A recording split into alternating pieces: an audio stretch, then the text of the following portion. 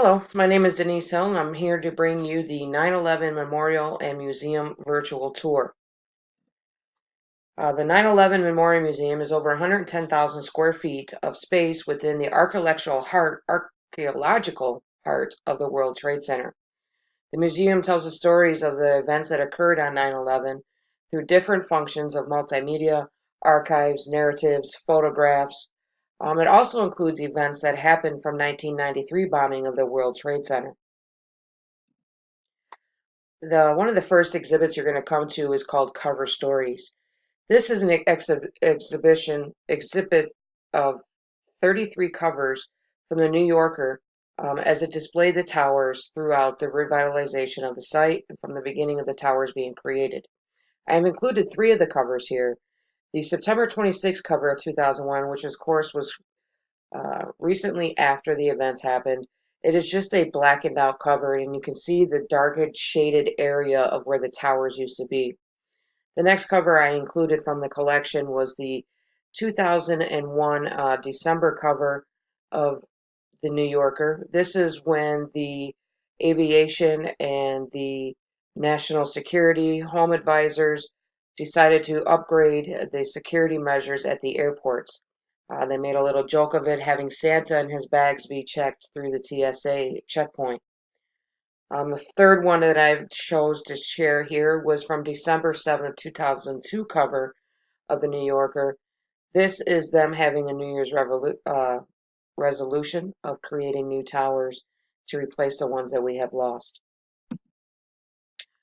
One of the historical exhibitions that you're going to come across here in the World Museum is it's a sequential three-step tour. This is the first one, which is titled of the events of the day. It covers 9/11 from the time it began as it went on throughout the day.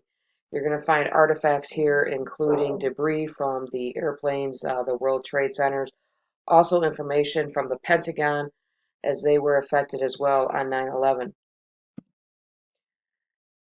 Part of the exhibit also is before 9/11. In this room, it covers the times leading up to the event.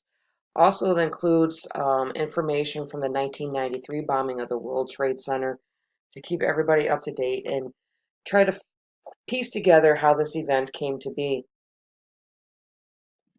The third part of the exhibit is the part of the is titled After 9/11. This covers the effects of the day along with the rebuilding. It categorizes how we have changed as a culture, how the flights have changed, the TSA has been activated. It has the photos, it has memories and everything for people to share, and just the regulations that have changed due to the effects of the terrorism attacks of 9/11.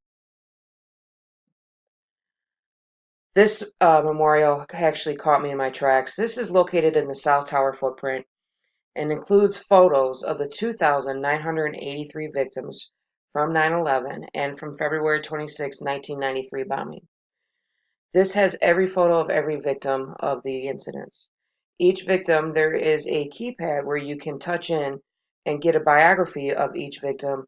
So there's just not faces on the walls. You could actually learn their stories and their livelihoods and the people that were left behind from these great tragedy.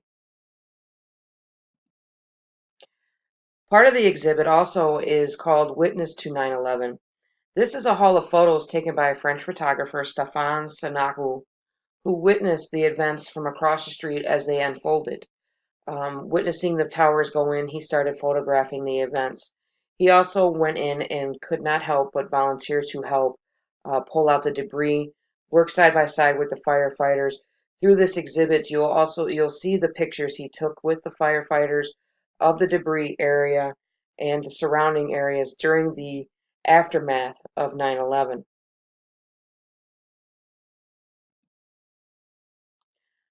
We now have come across the rebirth of Ground Zero. As you might see, these are several cameras that are put in the area, and they're time capsule cameras. They display on multimedia television screens on the wall as a rebirth of the area. I've seen these in the past done before with casinos and other exhibits where you can see an actual timeline of the rebuild actually happening at Ground Zero. It also includes interviews of the survivors or other victims from 9/11. It is a very interactive area of the museum and the tour, which is, I mean, and it updates. There's a one going every 15 minutes. Another video will be shown of up-to-date information of the rebuild of the area. If you want to be a part of the experience, there is a area called Reflecting on 9/11 that gives the visitors the opportunity to be part of the exhibit, providing them opportunity for question and answers about the 9/11. Also, it'll record your information, how you feel about the event, what has changed about your life since the tragedy of 9/11. This is definitely something that I would be part of if when I visit to this area, as it is on my things to do list. Um, Also, being able to listen to some of the victims and some of their survivors, the victims' stories, the survivor stories, all of this is part in here as reflect on 9/11 itself. What I also found very educational is hard to talk to children these days, and especially those born after 9/11 who didn't know of the difference in the freedoms and the lack of security, the less of security that we had before this tragic event. This website provides tools to use in the educational field where you can teach your children. It has lessons plans that you can get from kindergarten to 12th grade, teaching them about 9/11, the incidents that occurred, and also about terrorism as we know it today, how we knew about it back then, and how things have changed. So this is also a very important part of the website itself um, that you can get for yourselves and for your students. Of course, the reference I used was the 9/11 Memorial Museum.